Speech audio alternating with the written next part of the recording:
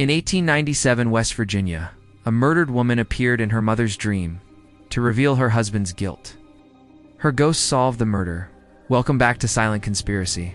Tonight we journeyed to 1897, West Virginia, for a case so extraordinary, it remains the only murder trial in American history where testimony from a ghost helped convict the killer.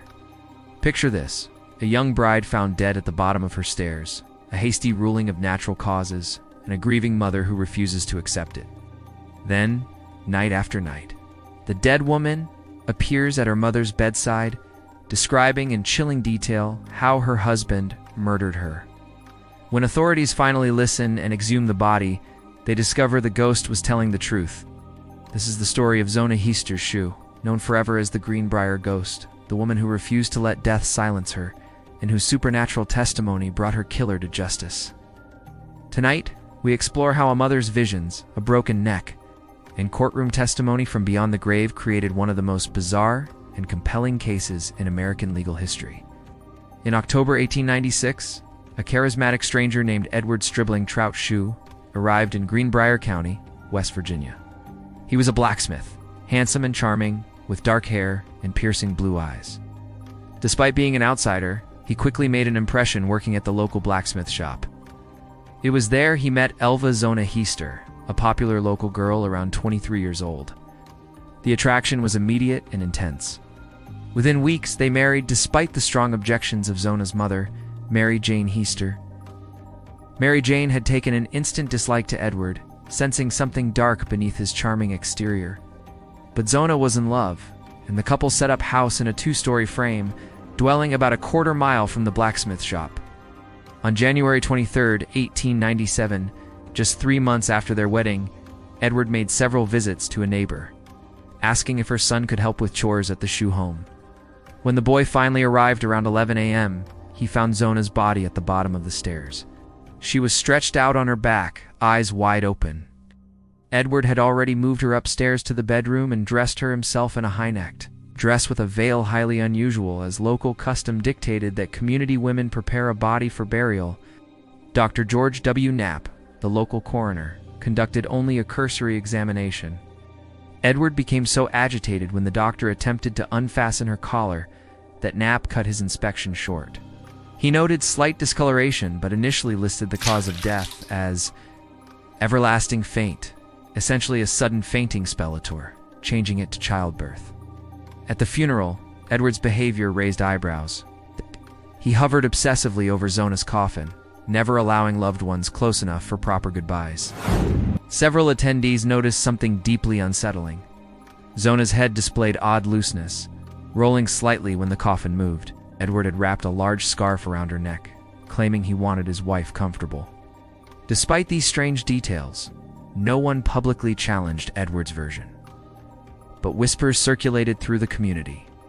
And 14 miles away in Meadow Bluff, Zona's mother was about to receive visitors from beyond the grave. Mary Jane Heaster had never believed in ghosts, but she was convinced something terrible had happened to her daughter. She began praying desperately, asking God to reveal the truth. Her prayers were answered in the most extraordinary way imaginable. Approximately 4 weeks after Zona's death, Zona's spirit appeared at her mother's bedside on 4 consecutive nights. These were not dreams, Mary Jane insisted. These apparitions were solid and real. Wearing the same high-neck dress she'd been buried in. During these visits, Zona revealed horrifying details. Edward had come home in a rage because she hadn't prepared meat for dinner. He attacked her, grabbed her by the throat, and squeezed her neck off, breaking it with such violence that her head could turn completely around. Zona also described the layout of her house in precise detail: rooms, furniture, even a blood-stained spot near a loose floorboard. This was significant because Mary Jane had never visited Zona's marital home. Yet when she later saw it, the house matched exactly as her daughter's ghost had described. Armed with this supernatural testimony, Mary Jane Heaster did something requiring extraordinary courage. She went to authorities and demanded they reopen the case. She sought out John Alfred Preston, Greenbrier County's prosecuting attorney, and spent hours describing her daughter's ghostly visits in exhaustive detail. Whether Preston believed in ghosts remains unknown, but Mary Jane's story, combined with community suspicion about Edward's bizarre behavior, was enough to make him doubt the original ruling. he ordered Zona's body exhumed for a proper autopsy. On February 22, 1897, county officials exhumed Zona's body. Rather than examine it at the gravesite, they transported the coffin to the nearby Nickel schoolhouse. The inquest was overseen by Justice Homer McClung with a jury of inquest present. 3 doctors conducted the examination: Dr. George W. Knapp, Dr. J. M. Rupert, and Dr. H. R. McClung. Edward Shue attended and watched silently. The autopsy lasted 3 hours, and what the doctors discovered was damning. According to the official report, the discovery was made that the neck was broken and the windpipe mashed. On the throat were the marks of fingers indicating that she had been choked. The neck was dislocated between the first and second vertebrae. The ligaments were torn and ruptured. The windpipe had been crushed at a point in front of the neck. Zona's neck had been broken with such force that her head moved freely, exactly as the ghost had described. The cause of death was manual strangulation and a violently broken neck.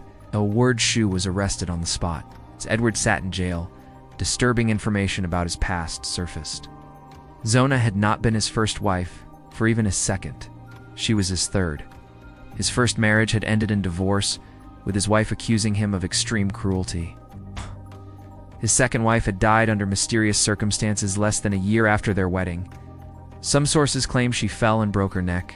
Others say Edward dropped a brick on her head while repairing a chimney. This death had never been properly investigated. Most chilling, Edward told reporters he wanted to marry 7 women in his lifetime, convinced he would be released because there was so little evidence against him. The trial began on June 22, 1897, and created a sensation throughout West Virginia. The courtroom was packed with spectators eager to see if testimony from a ghost would be admitted as evidence. Prosecutor Preston called Mary Jane Heaster as his star witness, but carefully focused on known facts. However, Edward's defense attorney made a critical miscalculation. Hoping to discredit Mary Jane by making her appear unstable, he brought up the ghost story during cross-examination, questioning her extensively about her daughter's supernatural visits. The strategy backfired spectacularly. Mary Jane proved to be an unshakable witness. Despite intense questioning, she never wavered in her account, describing the 4 visits in vivid, consistent detail. The defense attorney's aggressive approach only made Mary Jane appear more credible and sympathetic to the jury. And because the defense had introduced the ghost story, the judge found it difficult to instruct the jury to disregard it. More importantly, the medical evidence corroborated every detail of the ghost's account. Zona's neck had been broken exactly as the spirit described. The finger marks on her throat matched the ghost story. The violence of the attack aligned perfectly with Mary Jane's testimony. On July 11, 1897, after just 1 hour and 10 minutes of deliberation, the jury returned with their verdict. Guilty of murder in the first degree, Edward Shue was sentenced to life in prison. Newspapers carefully noted that Edward was convicted on circumstantial evidence and medical testimony, not explicitly on a ghost S-word.